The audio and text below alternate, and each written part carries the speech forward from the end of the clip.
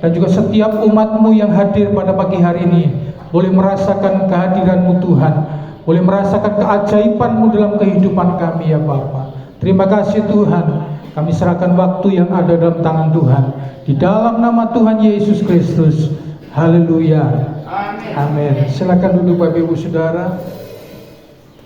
Pada pagi hari ini kita seluruh bangsa Indonesia memperingati hari kemerdekaan Indonesia yang ke-80. Kita percaya bangsa Indonesia mempersiapkan kemeriahannya untuk menyambut kemerdekaan, untuk memeriahkan kemerdekaan itu. Dan kita percaya kemerdekaan itu tidak bisa diraih dengan cara yang mudah, tetapi kemerdekaan itu diraih dengan cara berkorban, bahkan sampai darah penghabisan. Begitu banyak pahlawan-pahlawan bangsa Indonesia yang telah gugur mendahului kita. Mereka mengorbankan jiwa dan raga, tetapi hari ini kita hanya bisa memeriahkan, saudara. Tetapi terlebih dari itu, untuk suatu kemerdekaan artinya adalah bebas, tidak terikat, lepas dari tuntutan. Sesuatu yang sangat berharga sehingga banyak orang, banyak bangsa yang rela mati untuk meraih kemerdekaan itu. Begitu juga dengan kehidupan kita sebagai orang percaya. Kita telah dimerdekakan oleh Kristus. Amin. Kita telah dimerdekakan oleh Kristus ketika kita berdosa. Keadaan kita yang berdosa, kita telah dimerdekakan. Artinya melalui pengorbanan Yesus di atas kayu salib, dengan darahnya yang mahal, saudara dan saya dimerdekakan dari kehidupan dosa. Kita akan baca Galatia 1 dan 13.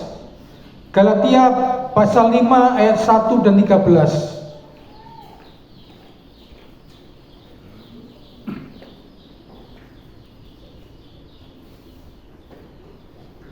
Galatia pasal 1 dikatakan firman Tuhan, supaya kita sungguh-sungguh merdeka, Kristus telah memerdekakan kita.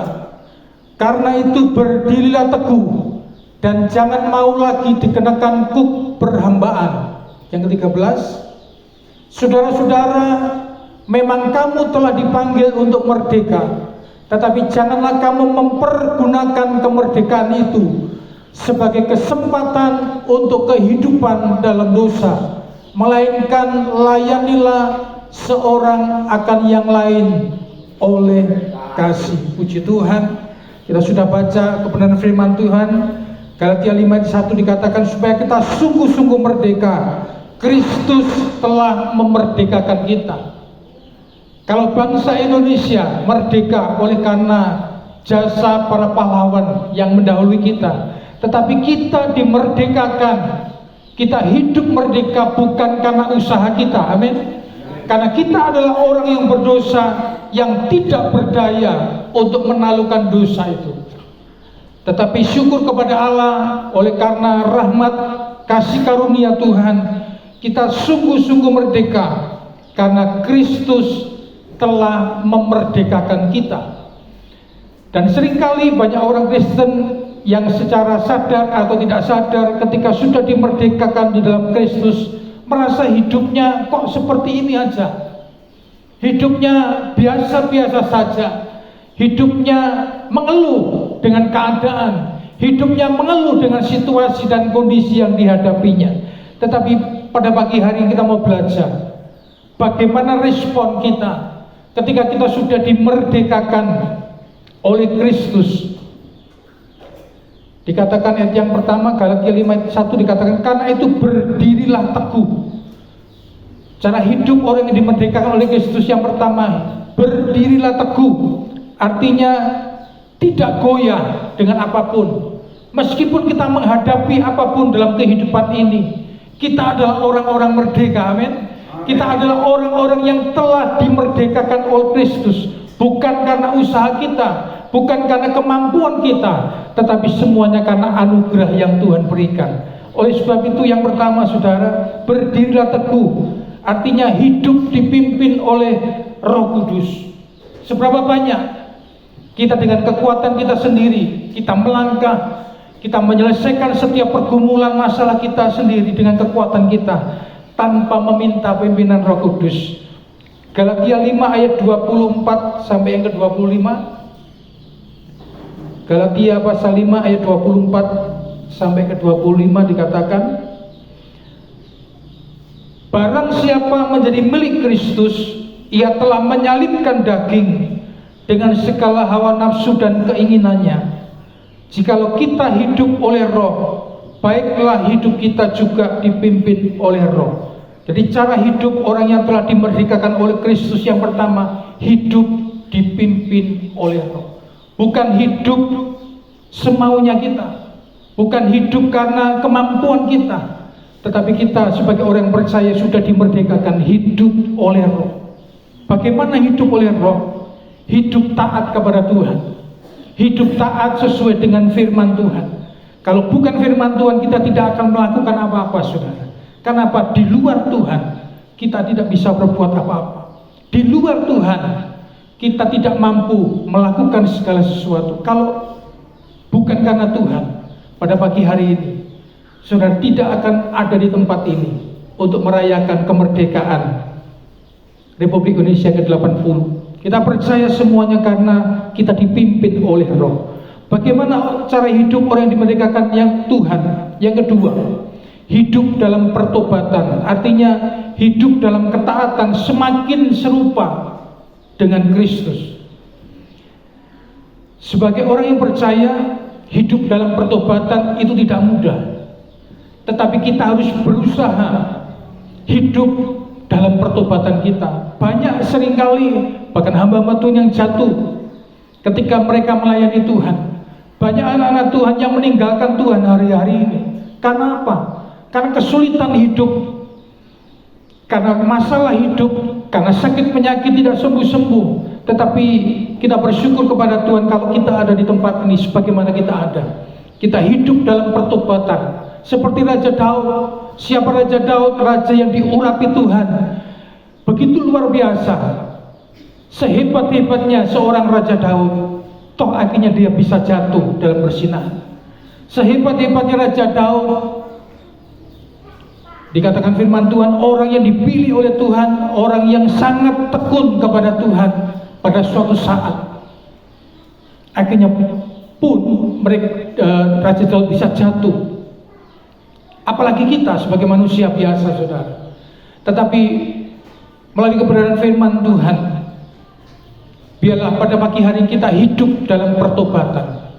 Apapun yang saudara alami, apapun yang saudara hadapi, meskipun kita jatuh, tapi kita mau bangun, kita mau berdiri tegak melihat pertolongan yang dari Tuhan. Yang ketiga, jadi hidup orang yang dimerdekakan oleh Tuhan waspada terhadap siasat iblis. 1 Petrus 5 ayat 8 sampai 9.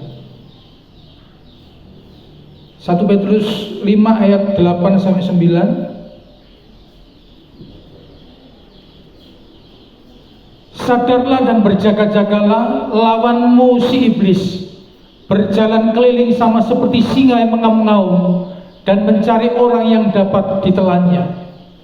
Lawanlah dia dengan iman yang teguh, sebab kamu tahu bahwa semua saudaramu di seluruh dunia menanggung penderitaan yang sama. Meskipun kita orang pilihan Tuhan, kita percaya iblis tidak tinggal diam, mencari waktu yang tepat untuk menjatuhkan Bapak Ibu Saudara. Tetapi pada pagi hari firman Tuhan dengan tegas, waspadalah terhadap siasat iblis. Karena apa? Manusia lemah, tetapi kalau kita hidup dalam pertobatan, kita waspada terhadap siasat iblis, kita tidak akan pernah jatuh, kita akan tidak pernah goyah. Sebab apa? Kita menggunakan perlengkapan iman, senjata perlengkapan iman kita, yaitu firman Tuhan.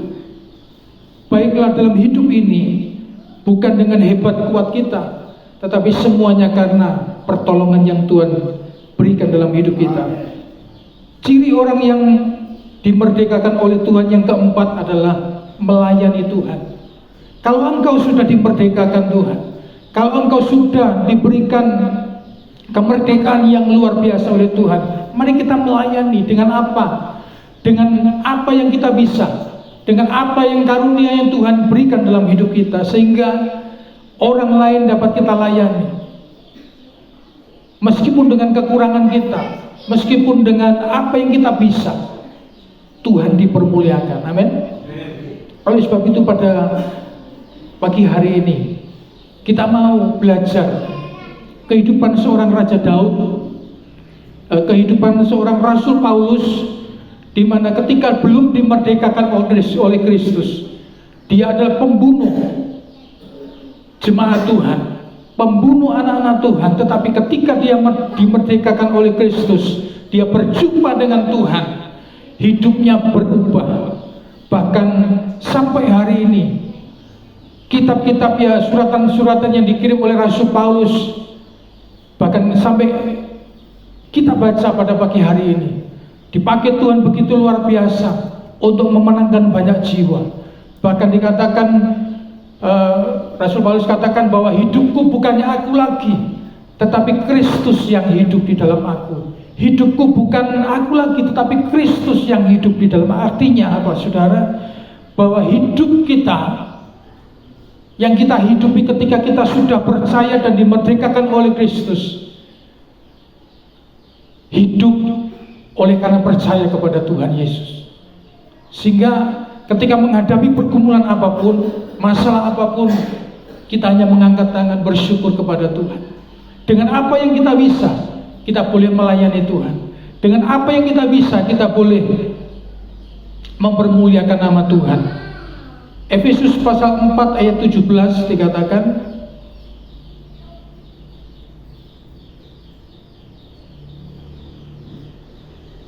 sebab itu kukatakan dan kutegaskan ini kepadamu di dalam Tuhan, jangan hidup lagi sama seperti orang-orang yang tidak mengenal Allah dengan pikirannya yang sia-sia. Jadi orang-orang yang tidak mengenal Allah, pikirannya sia-sia. Tetapi kita yang sudah dimerdekakan oleh Kristus, pikiran kita diperbaharui dari hari ke hari, semakin serupa dengan Kristus. Dikatakan pujian, ku mau sepertimu Yesus, disempurnakan selalu. Hidup kita selalu disempurnakan supaya kita jadi berkat dan banyak orang datang kepada Tuhan. Amin. Renungan yang singkat ini dapat memberikan saudara kekuatan bahwa dalam keadaan apapun, ketika kita sudah dimerdekakan oleh Tuhan Yesus, yang pertama, hidup kita dipimpin oleh Roh. Yang kedua, hidup kita di dalam pertobatan. Yang ketiga, waspada terhadap siasat iblis untuk menjatuhkan kita. Yang keempat, kita bersama-sama melayani Tuhan dengan apapun yang kita bisa, dengan apapun yang kita punyai, sehingga nama Tuhan dipermuliakan dan banyak orang datang kepada Tuhan. Kami undang pemain musik untuk bisa tampil ke depan. Kita pujikan Yesuslah Tuhan yang lagu yang terakhir.